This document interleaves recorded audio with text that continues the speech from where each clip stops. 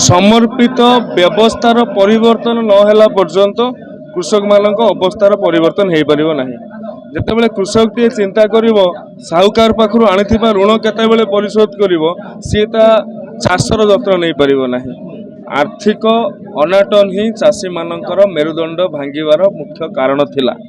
देशर प्रधानमंत्री नरेंद्र मोदी जी जुगांतकारी पदक्षेप ऐतिहासिक पदक्षेप प्रत्येक चाषी को 6000 टंका वार्षिक सहायता एक बहुत बड़ कथा आज्ञा।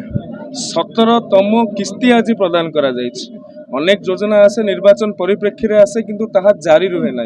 किंतु 17तम किस्ती आज प्रदान करा जायछि। नरेंद्र मोदी जी वाराणसी रु थाइकी ए कार्यक्रम रो शुभारंभ करिसंती एवं आज शहीद स्मृति भवन रे भद्रक ठारे आमे ए कार्यक्रम रो अविस्मरणीय मुहूर्त को चाक्षुष प्रमाण नेलु। जिला प्रशासन सहित आलोचना करुथिली 30,000 आवेदन रही।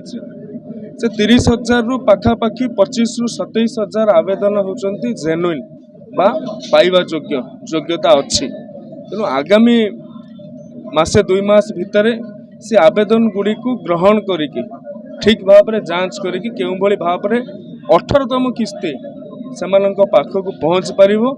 जिला प्रशासन सहित आलोचना करिछि एवं रबी रे आमको भी चाषर परिमाणटा बढ़ेबा पड़िबो। खरीफ रे आमे 1,70,000 हेक्टर भद्रक रे करूछंती किंतु रबी बेलू सी 30,000 40,000 हेक्टर को खसी आसी। यदि रबी रो आमे टार्गेट नबा 1,00,000 हेक्टर चाष करिबा तेबे कृषक मानकर आय द्विगुणित हो पारिबो एवं ये जो पीएम किसान निधि योजना जो आसुबा अर्थ ठीक भाव में लागि पारिबो एवं धानर जो क्विंटाल पिछा 3100 टंका कैबिनेट मुहर मारी प्रथम कैबिनेट ये धन्यवाद ज्ञापन करी माननीय मुख्यमंत्री श्रीजुक्त मोहन माझी को एवं 17तम किस्ती पाखापाखि 9,25,00,000 चाषी परिवार को 17तम किस्ती प्रदान कर यशस्वी प्रधानमंत्री नरेंद्र मोदी पाखे कृतज्ञता ज्ञापन कर।